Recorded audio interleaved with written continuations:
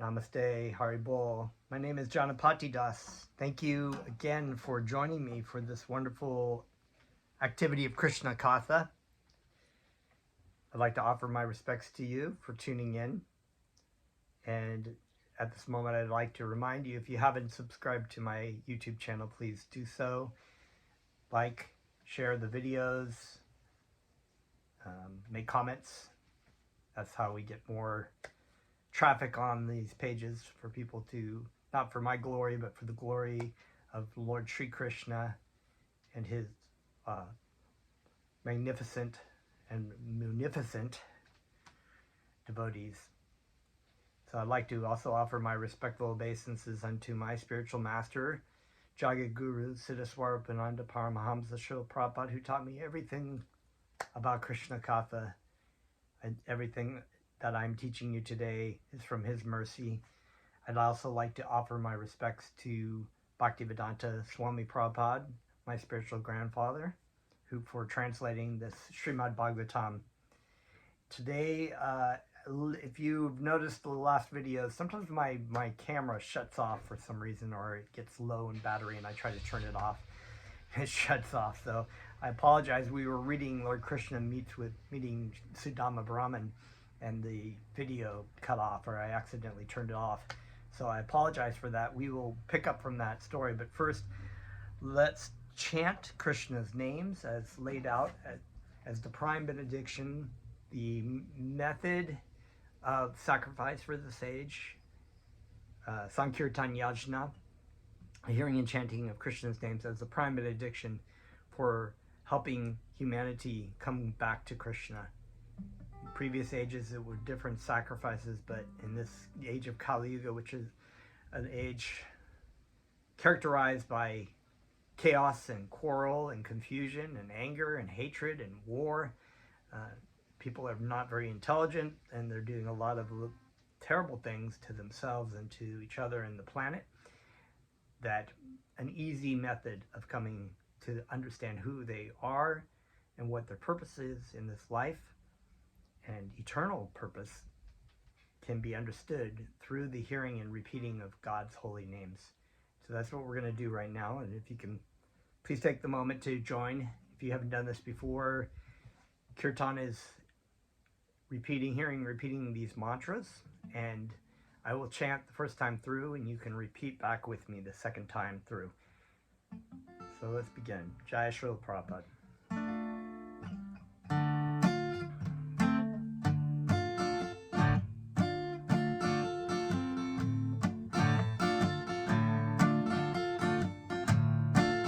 Namo Vishnupadaya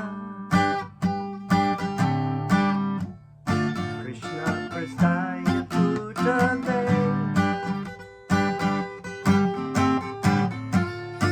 Srimate Siddhaswarapananda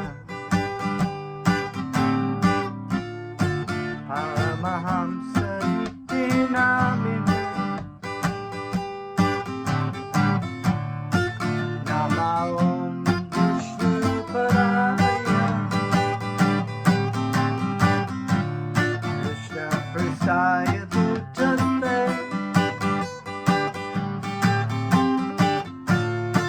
Srimate Siddhaswarapananda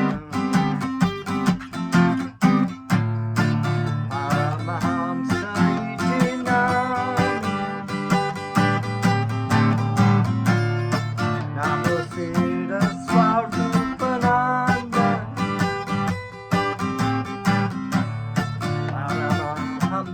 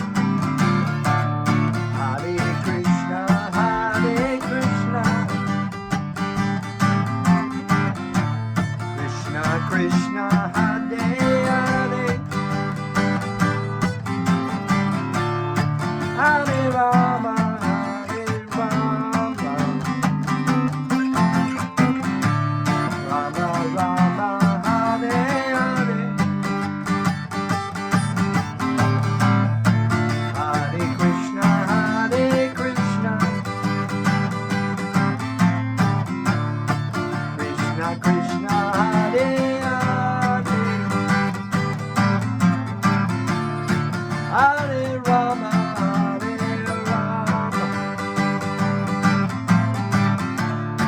Rama Rama, Hare Hare, Hare Krishna, Hare Krishna,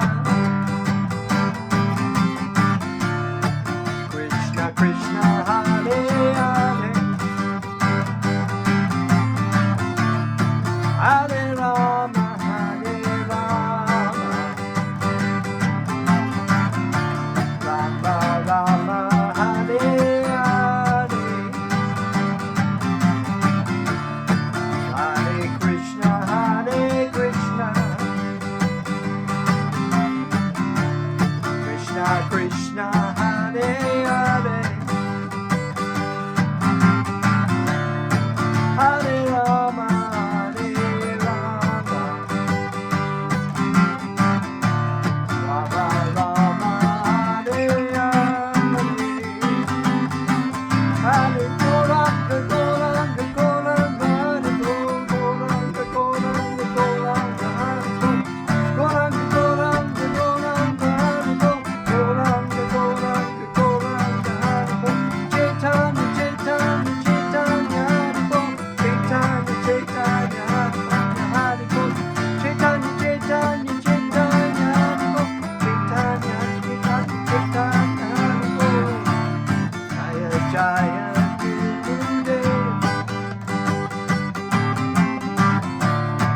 Jaya Jaya Srila Prabhupada,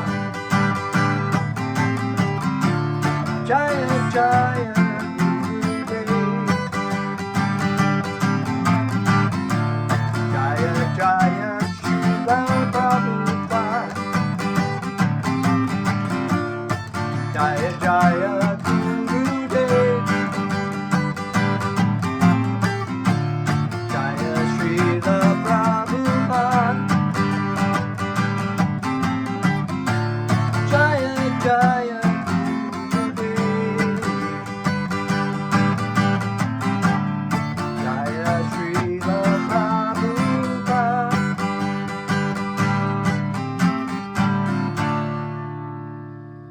Haribo.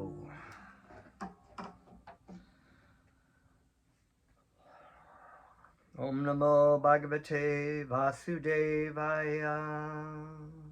Namo Siddha Swarupananda Paramahamsa Namine Gola Karuna Swarupaya Radha Krishna Prastayate.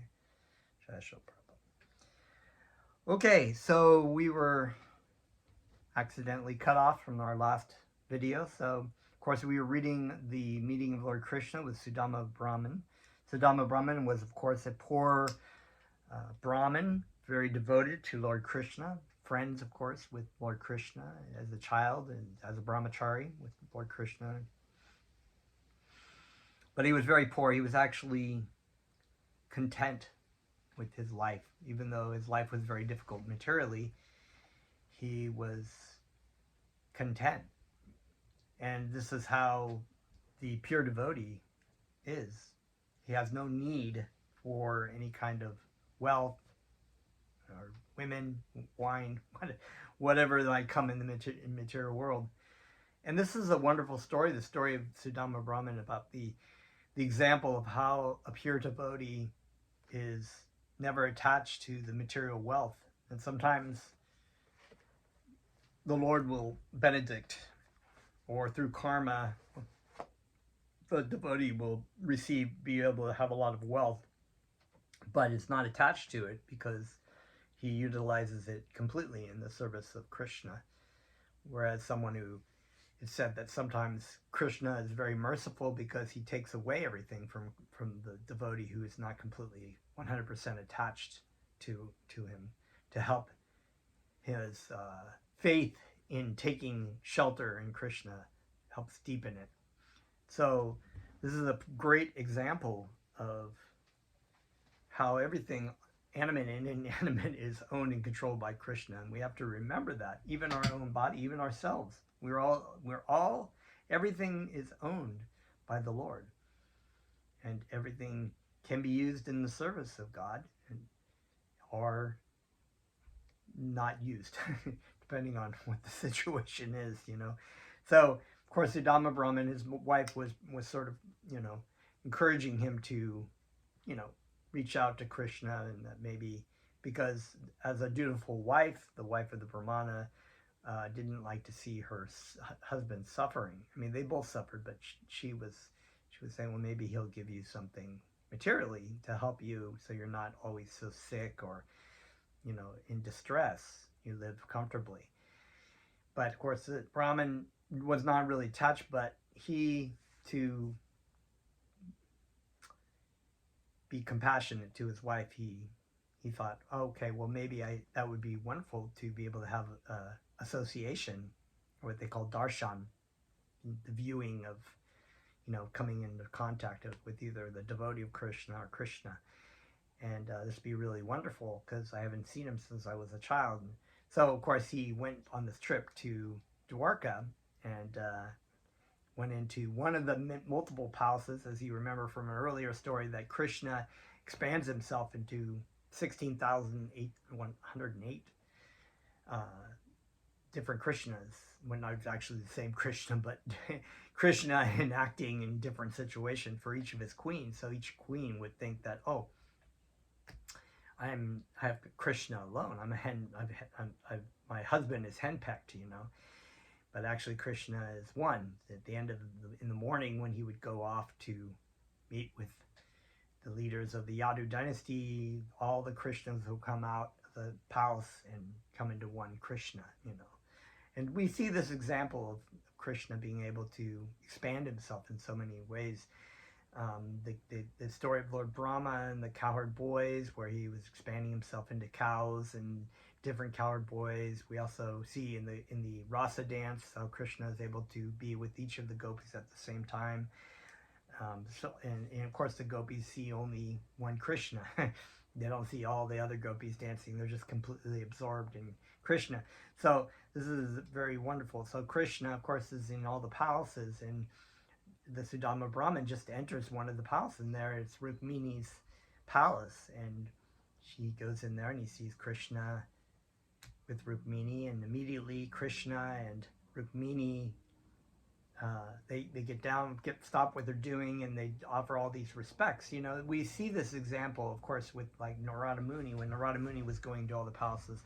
So the devotee of Krishna is actually, that's why Krishna says, the great sage Prabhuda said in the Srimad Bhagavatam, he says, the great sage Prabhuda said to King Nimi, there's a correlation, the great sage Prabhuda said to King Nimi, the spiritual master is, I'm not forgetting, I'm forgetting. Great sage Prabhuda said to King Nimi, my dear king, a disciple has to accept the spiritual master not only as spiritual master, but also as a representative of the Supreme Personality of Godhead. In other words, a disciple should accept the spiritual master as God, for he is the external manifestation of Krishna. So this, the devotee of Krishna, the pure devotee of Krishna, is non-different than Krishna because he is an external manifestation of Krishna's mercy. So when one is interacting with the devotee or the spiritual master, it's same worship as God. It doesn't mean that he is God. That's not the same thing. It means that he is worshipped as if he is God, because he is the external manifestation of Krishna's mercy. And so therefore the spiritual master is given all respect. But a great devotee of Krishna is the same thing, is that even the Supreme Lord will treat the devotee as such. And as we read in the story, he gives them all kinds of artik and washes his feet and gives him Rukmini Devi, the goddess of fortune, not different than Radharani, right? She's here there fanning this devotee of Krishna because she knows how dear he is to Krishna, so she wants to serve him. Just a wonderful, there's stories and stories and meanings and meanings. And so we're just going to pick up from where we left off when we were talking about the idea of brahmachari, the stages of life, brahmachari, gridhasta, vanaprastha, and sannyasi, right? We have brahmachari, which is a student life. We were talking about this last time, that it's very important in the brahmachari life that one brahmacharya or brahmacharini for girls, right? That's a student life, and what you're learning is about, studies about material things, but also spiritual studies under under the supervision of the guru or the guru's disciple. You are actually taught about Krishna. You're taught about your identity, not being the body or the mind, but being spiritual in essence and being a servant of Krishna, and that you should engage your life in the service of Krishna to help you remember your relationship with God. This is completely what I guess would be 180, 180 what is taught. I work in schools, and this is definitely not what is taught. Kids sit around, they talk about girlfriends, boyfriends, they talk about just nonsense stuff and sex and this and that, and this thing they watched on Netflix. It's just all materialistic. And this is, the parents are raising their kids the same way. So, because they had been raised in that way, because there's a poor fund of knowledge. They don't understand, this is not who I am. I'm not this person. This is not my purpose in my life. I should not be wasting my life in this way. It's important, of course, to teach your kids to be responsible, because they have to grow up and they have to have families of their own and whatnot. But they should have the foundation of understanding who they are and what their purpose is spiritually in this life, to prepare themselves for death. So this is what brahmachari life is about. It's not about girls. So the sex desire is curtailed. And that is so completely opposite of what is taught in society. It's like, oh, you can't teach kids. They just want to have sex. You can't teach kids about abstinence, and you got to teach them how to, protect themselves if they have sex and not get pregnant. If they get pregnant, then they should, where they can get an abortion and all these kinds of things, where they can get birth control. And so nothing is centered around this spiritual concepts. If people understood, then there would be more of some knowledge that would back that up. Otherwise, it just sounds like when you tell people don't have sex, they're like, what? Why? So the brahmacharya life is meant for that, right? So that you prepare yourself for the later things. And then when you go into grihastha, the householder life, I was stating that, you could be a brahmacharya your whole life, and ideally in past ages it was a good thing to just not even be attached to family and just focus on Krishna and spreading Krishna's names to others. But that is a very difficult thing to do in this day and age, and we've seen the outfall of people who try to restrict marriage, or like the Catholic religion, or some other religions, where they try to they just, okay, they're telling people don't have, kids to not have sex, but then they're having sex with kids. So it's like sometimes they're pedophiles, and it's just the worst case scenario because of a poor fund of knowledge and no training. So the idea of the householder life was to, okay, the brahmachari, the brahmacharini come together, they get married, they restrict their sex life to having children and modified amount of like sensual pleasure. The husband goes out and works and makes money for the family. They have children, blah, blah, blah, all those kind of things. They raise that ashram, they call that Varna ashram, right, system. So the ashram of householder life is one where you can have a certain amount of sensual enjoyment, but it's restricted to, it's still Krishna as a center. And so you teach your kids about how to be brahmacharis, brahmacharinis, or you send them to school, an ashram, and it's the same kind of thing. So and then when you come into retired life, your kids are all grown up. You actually restrict your sense enjoyment. You focus more on outreach programs, or Krishna programs, giving people Krishna and whatnot. So here Krishna is acting as a varnashrama. He's acting as the householder, right? He's married to Rukmini Devi, and he is, even though, so anyway, we'll just go on here. Modern society does not aim at fulfilling the mission of human life. The mission of human life is to go back home, back to Godhead. To fulfill this mission, the system of Varna and Ashram must be followed. When the system is followed rigidly, and consciously, it fulfills this mission of life. When it is followed indirectly without guidance of superior order, then it simply creates a disturbing condition in human society, and there is no peace or prosperity. So maybe even in the sense that indirectly, maybe we are unconsciously following it, because the varnashram system is set up in a way that already kind of exists in an organized society. You have a student life, you have a married life, you have a retired life, maybe not so much a sannyasi life where you're just completely a renunciate, but that's sort of already there. There is the Shudra, the Vaishya, the Kshatriya, and the Brahmin. In other words, there is a working class, there is a merchant or capitalist who does business. There is the leader or warriors, right? There already, and then there's the priestly caste. And the priestly caste, of course, the spiritual leader is in a different position. It's not so important as the lower caste of Vaishya, of merchant, is actually up at the top, I think. Now, it's not so much, the warrior, the leader is actually takes, a lot of times takes bribes from the merchants and the corporations as it is today. So we follow that, but there's a disturbing situation because people are feeling like, well, we can all be merchants, or we can all be, but there's still those kind of things. And then somebody is a worker and they don't do their duty because they're being manipulated by other castes. Or the leaders who are supposed to be the kshatriyas are supposed to guide the whole caste system, the whole society, and to give everything that they need. But this is definitely, everything is completely topsy-turvy in this day and age with all these kinds of different sort of caste systems. Krishna continued to talk with his Brahmana friend. My dear friend, I think you remember our activities during the days when we were living as students. You may remember that once we went to collect fuel from the forest on the order of the Guru's wife.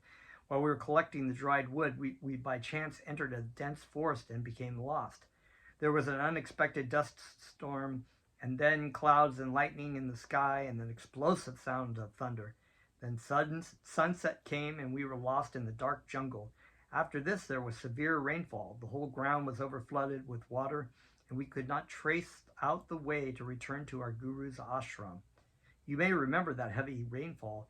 It was not actually rainfall, but a sort of devastation. On account of the dust storm and the heavy rain, we began to feel greatly pained. In whatever direction we turned, we were bewildered.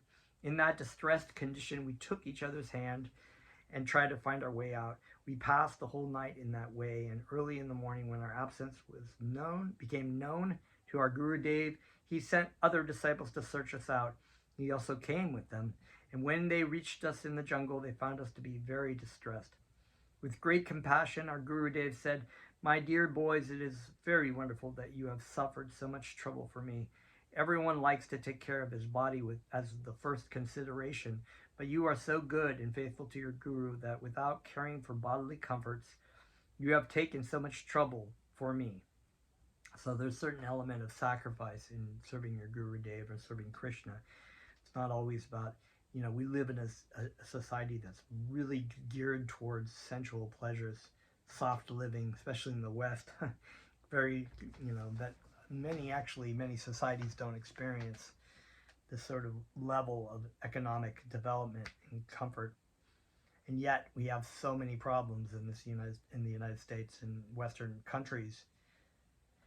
I'm also glad to see that bona fide students like you will undergo any kind of trouble for the satisfaction of the spiritual master. That is the way for the bona fide disciple to become free from his debt to the spiritual master. So it's understood that the kind of sacrifice that one partakes in, it's not like I'm going to artificially create sacrifice and suffering so that I can, enjoy some benediction from my spiritual master, but because, it's kind of like the love that you experience for your spiritual master or Krishna, that you're willingly to do anything, even if it involves some kind of sacrifice or some kind of suffering.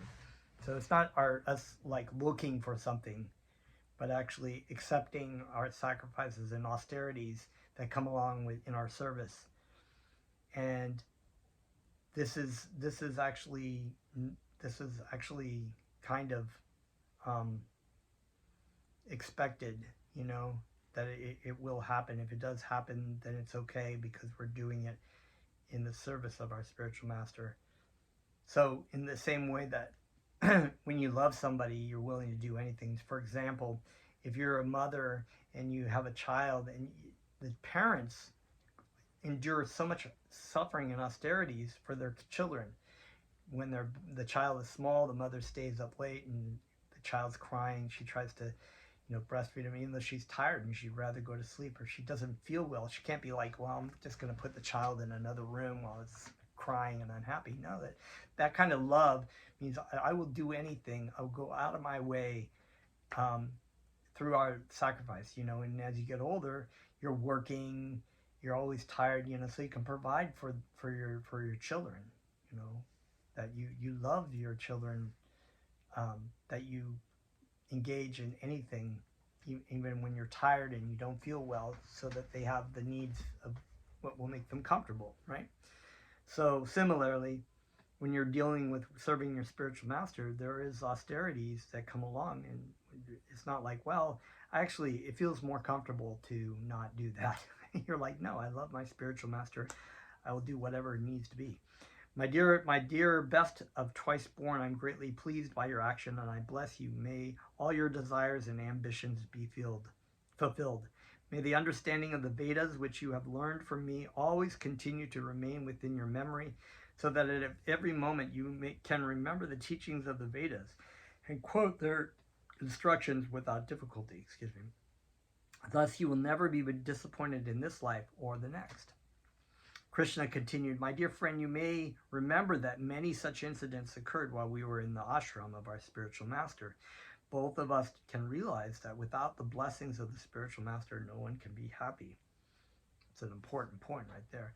Actually, without the blessings of the spiritual master, through the blessings of the spiritual master, when all the knowledge of the Vedas can be imparted unto a disciple through the service. This is the way of understanding spiritual knowledge, is serving our spiritual master, the pure medium, in the disciplic lineage back to Krishna. Otherwise, one is very difficult, if not impossible, to try to understand the absolute truth. The best one can actually understand is the Brahmana realization, or impersonal feature of Krishna, without the spiritual master, through speculation, or through mental speculation, basically. And this is not an eternal understanding. Actually, with one who takes to Brahman realization through speculation or through knowledge, material knowledge, one can actually come to a point, usually one will come to a point of understanding, thinking that they are God, which is that's the last snare of Maya, to think that you are God, right? But that can happen. Or you can understand that I am not God, and I cannot actually, God is beyond the Brahman realization. There is a form, and I have to surrender unto this personality of Godhead. So one can, but the easiest way is to approach a spiritual master, as laid out in the Bhagavad Gita, where it says in chapter 4, verse 34, just try to know the truth by approaching a spiritual master, a self-realized soul. The self-realized soul can impart, and so when you approach the spiritual master, and I'm paraphrasing, of course, you render service unto him humbly, and the self-realized soul can impart the knowledge to you, because he has seen the truth, and because you have surrendered yourself in humility. And just in this case of like Arjuna and Krishna in the Bhagavad Gita, Arjuna ultimately surrendered completely to Krishna to receive the information that he needed to hear. And this is the way the spiritual master is received. spiritual knowledge is received from your spiritual master. By the mercy of the spiritual master and by his blessings, one can achieve peace and prosperity and be able to fulfill the mission of human life. That's the ultimate essence of this. We were talking about what people do in this life to try to be happy materially, or try to achieve in this life, or somehow have this idea that this is what the purpose of life is. Bop till you drop, right? Kind of thing. Or, party till you drop. Life's a bitch and then you die, or whatever it might be. Those sayings that there's one life only, one life to live, and blah, blah, blah. That's just, all these kinds of things. And it is not. That is not true at all, actually.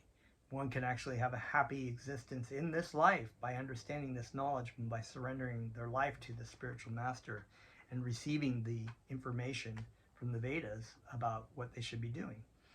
On hearing this, the learned Brahmana replied, "My dear Krishna, you are the Supreme Lord and the Supreme Spiritual Master of everyone.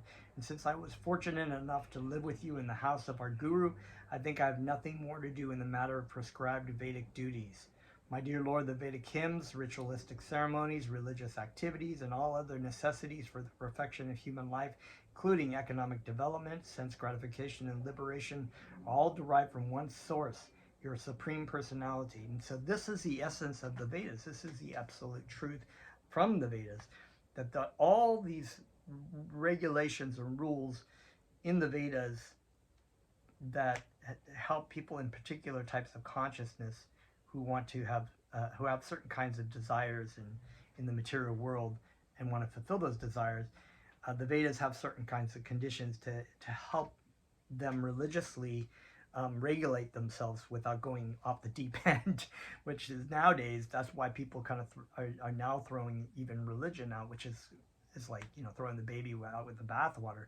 True, a lot of these religions are these kind of ritualistic things, and they don't ultimately touch on the essence of religion, of non-sectarian religion, right? That love for Krishna, love for God.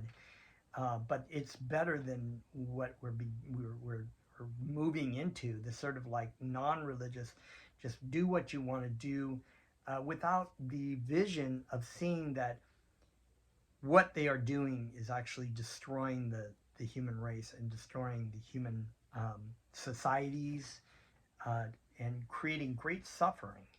They're wondering, why is there so much war? Why is there so much suffering? Well, they are creating the system. Well, we need to get rid of religion, blah, blah, blah. So anyway, that's a whole nother, I have a bit of a beef with that. My dear Lord, the Vedic, okay, so we read that. All the different processes of life are ultimately meant for understanding of your personality. In other words, they are different parts of your transcendental form. And yet you played the role of a student and lived with us in the house of the Guru. This means that you adopted all these pastimes for your pleasure only. Otherwise, there was no need for your playing the role of a human being. Thus ends the Bhaktivedanta purport of the 3rd volume, 11th chapter of Krishna, meeting of Lord Krishna with Sudama Brahman. Let's see.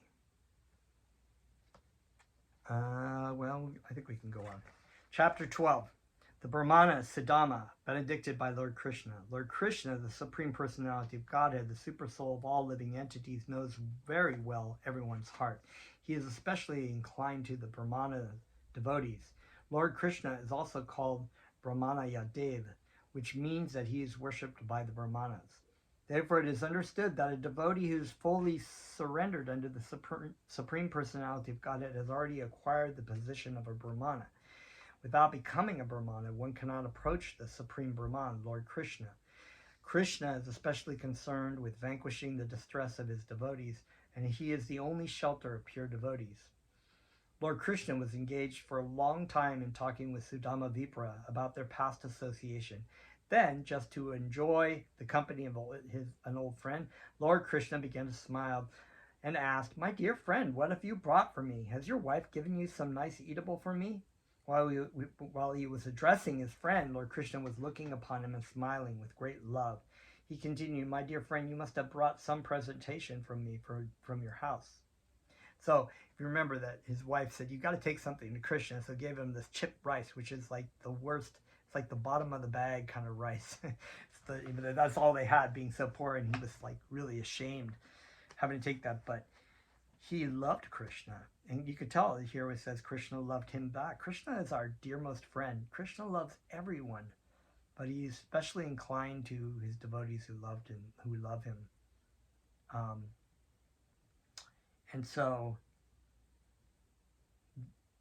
here Krishna is like, what do you got for me? You know, he knows there's something going on in his heart, and he knows this.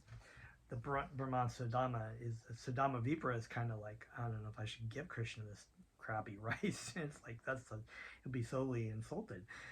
Lord Krishna knew that Sudama was hesitating to present him the paltry tripped rice, which was actually unfit for his eating, and understanding the mind of Sudama Vipra, the Lord said, "My dear friend, certainly I am not in need of anything, but if a devotee gives me something as offering of love, even though it may be very insignificant, I accept it with great pleasure."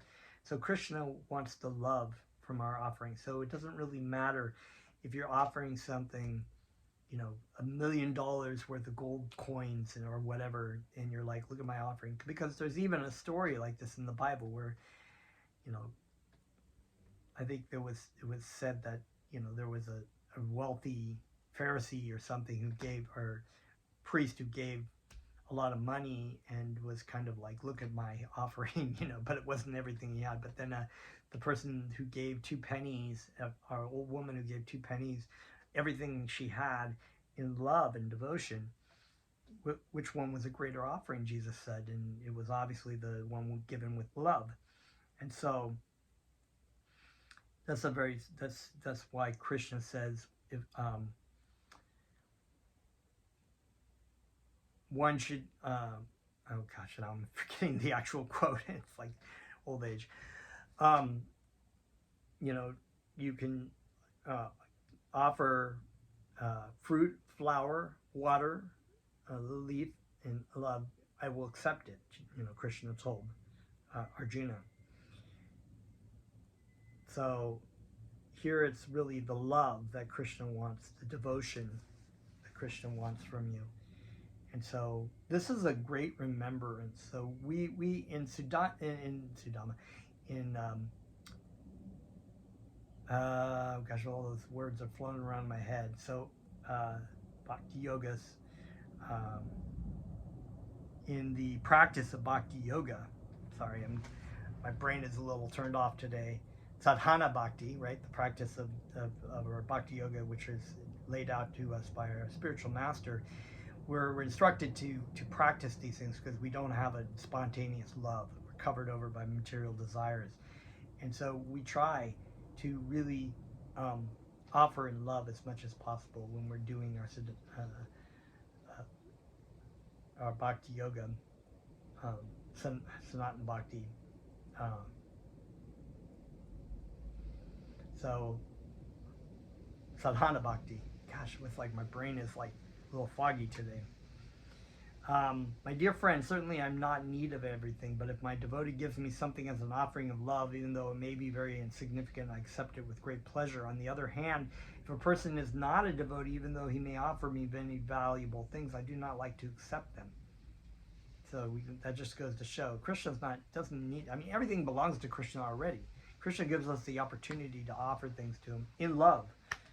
So he's not really partial. It's like somebody's like, you know, what if somebody you really loved and cared and they said, you know, I made this. It's like, for example, the mother, sometimes when the baby is like 2 or 3 years old and makes this mud pie and says, oh, look, mommy, what I made for you. And mommy's like, oh, thank you. It's just that love. She's not obviously going to eat the mud pie, right? But she loves the devotion that her daughter put because the daughter wanted to make something for her. As opposed to somebody who's like, okay, you know, here's your fur coat or whatever. Just leave me alone. I'm going off with my mistress or something. You know, it's like, that's not really given in love. It may be very valuable, but it's not, you know, so people are not really apt to want to accept it as much. Actually, accept only things that are offered to me in love, in devotion and love. Otherwise, however valuable the thing may be, I do not accept it. If my pure devotee offers me even the most insignificant things, a little flower, a little piece of leaf, a little water, but saturates the offering in devotional love, then I not only gladly accept such an offering, but I eat it with great pleasure. I love that line. It's like Krishna is really enjoying it, because of that love. Krishna is love. Krishna is love. When you say God is love, God is love. Krishna is all about love.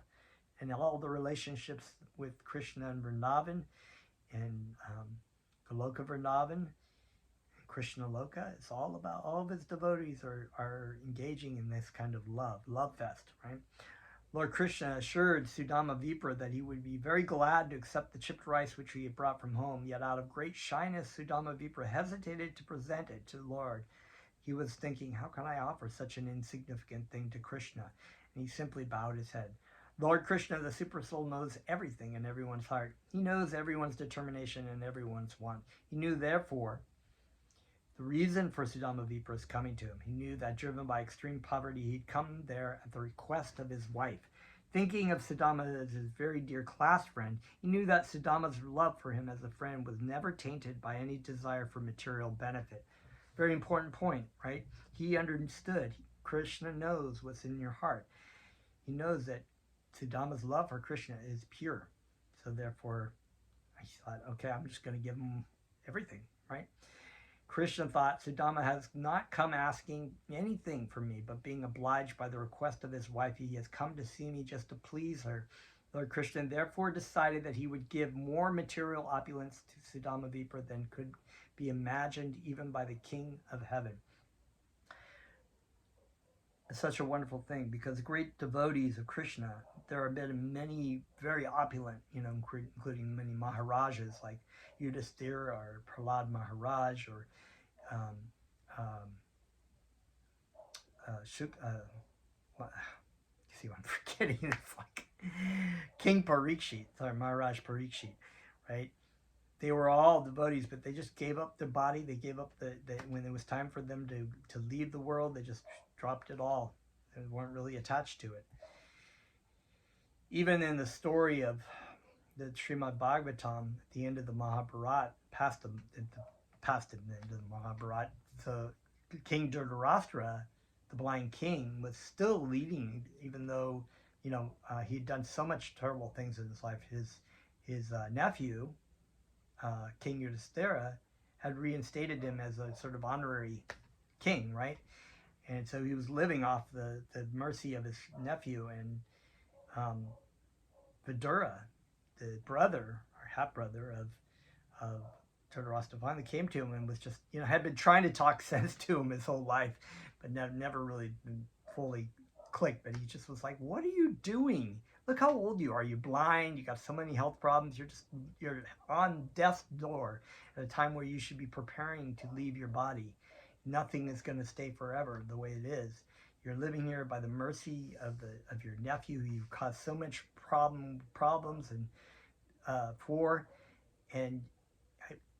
how can you do this? You should be going to the forest." And it was like then that he had some intelligence. Dhritarashtra understood. He basically left everything and went off to the forest with his wife Gandhari, and meditated before leaving his body. So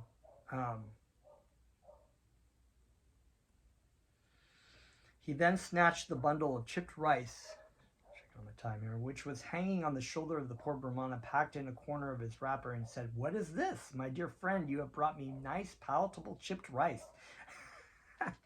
It's like the worst rice. Nobody eats chipped rice, but Krishna was so excited.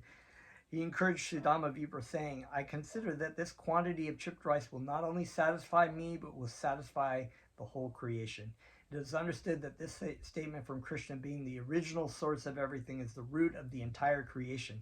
As watering the root of a tree immediately distributes water to every part of the tree, so an offering made to Krishna or any action done for Krishna is to be considered the highest welfare work for everyone, because the benefit of such an offering is distributed throughout creation. Love for Krishna becomes distributed to all living things. So this action of offering things to Krishna is beneficial for all living beings, even if they're not directly engaging, in the same way that pouring water benefits all the leaves and branches. So that analogy has been used before by trying to do good works materially, or trying to manipulate material energy in a certain way, or trying to, do certain kinds of ritualistic things. It's like watering leaves, or the branches of the tree and not the roots. It doesn't really benefit society. But whereas, doing direct offerings to Krishna is like watering the roots. That benefits the whole tree. So we have a few more pages in here, but I think since this video is getting long, we'll continue next time, and we will find out what happens in our story. Let's chant a little bit. Thank you very much.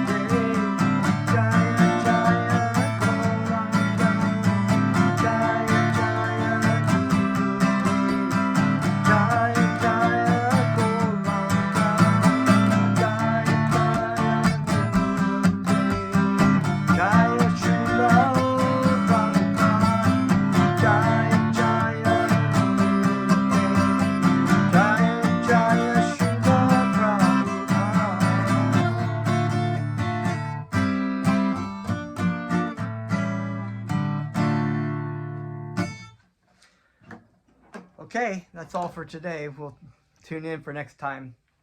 Namaste.